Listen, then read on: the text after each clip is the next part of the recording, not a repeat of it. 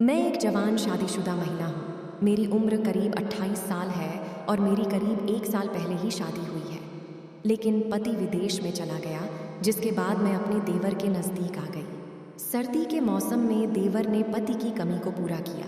दरअसल मेरी शादी सुकेश नाम के लड़के के साथ घर वालों ने की है, लेकिन जवानी के इस वक्त में पति मुझे छोड़कर विदेश चला गया, जिसके बाद मेरे लिए कुछ जिंदगी में रस नहीं रहा। पति भी विदेश में होने के चलते कभी कभार बात करता है।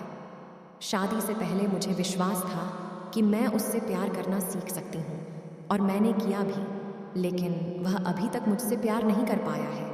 मैं हमेशा उसके प्यार के लिए तरसता रहती हूँ। मैं जब भी उससे बात करने की कोशिश करती हूँ, वह काम में व्यस्त होने की शिकायत करता है। उसके पास मेरे साथ वक्त बिताने के लिए बिल्कुल भी समय नहीं है। वह मुझ पर ज़्यादा ध्यान नहीं देता। सच कहूँ तो मैंने अपने जीवन में इतना अकेलापन शादी से पहले कभी महसूस नहीं किया था। सभी तस्वीरें सांकेतिक हैं। हम यूज़र्स द्वारा शेयर की गई स्टोरी में उनकी पहचान गुप्त रखते हैं। वहीं इस कहानी में असली नामों को भी छिपा दिया गया है। इस्तेमाल किए गए नाम पूरी तरह से नकली हैं।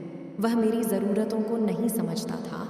सुकेश के साथ चीज़ें बेहतर नहीं हो पाने की वजह से मैं अपना सारा समय अपनी सास के साथ बिताने लगी। सौभाग्य से वह एक बहुत ही प्यारी और देखभाल करने वाली महिला है।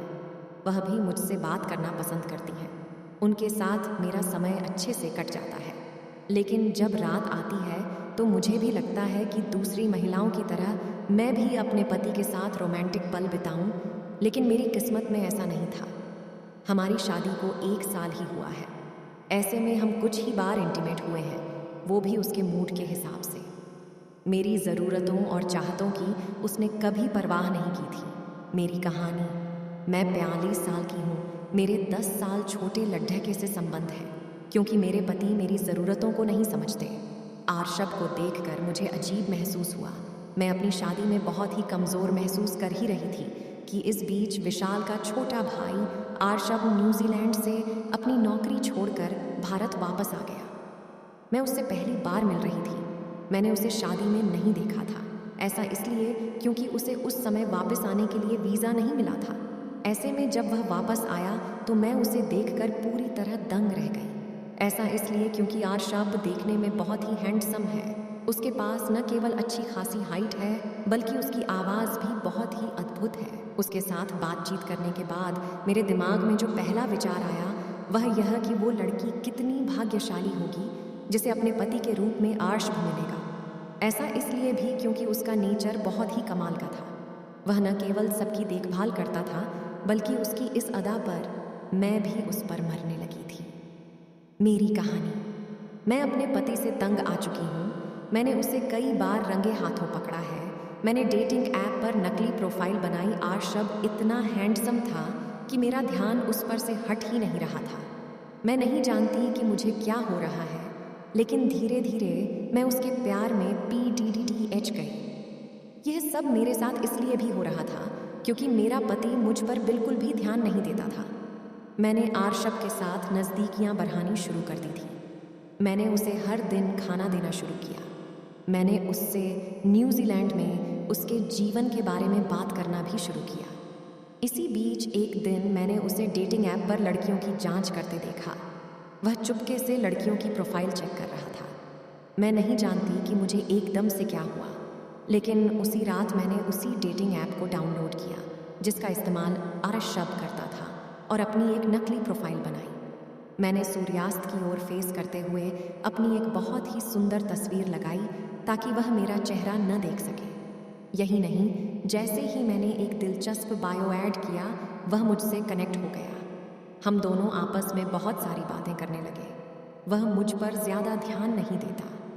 सच कहूँ तो मैंने अपने जीवन में इतना अकेलापन शादी से पहले कभी महसूस नहीं किया था।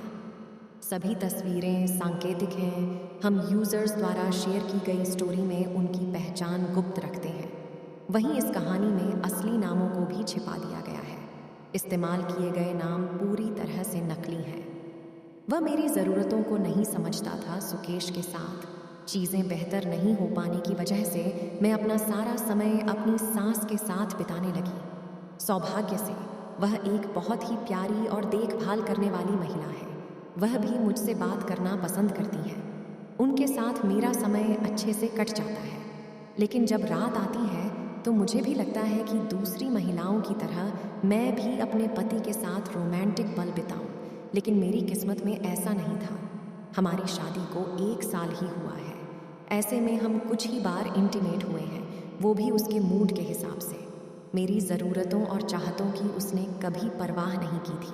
आर्श को देखकर मुझे अजीब महसूस हुआ। मैं अपनी शादी में बहुत ही कमज़ोर महसूस कर ही रही थी कि इस बीच विशाल का छोटा भाई गश्प न्यूजीलैंड से अपनी नौकरी छोड़कर भारत वापस आ गया। मैं उससे पहली बार मिल रही थी। मैंने उसे शादी में नहीं देखा था। ऐसा इसलिए क्योंकि उसे उस समय वापस आने के लिए वीज़ा नहीं मिला था।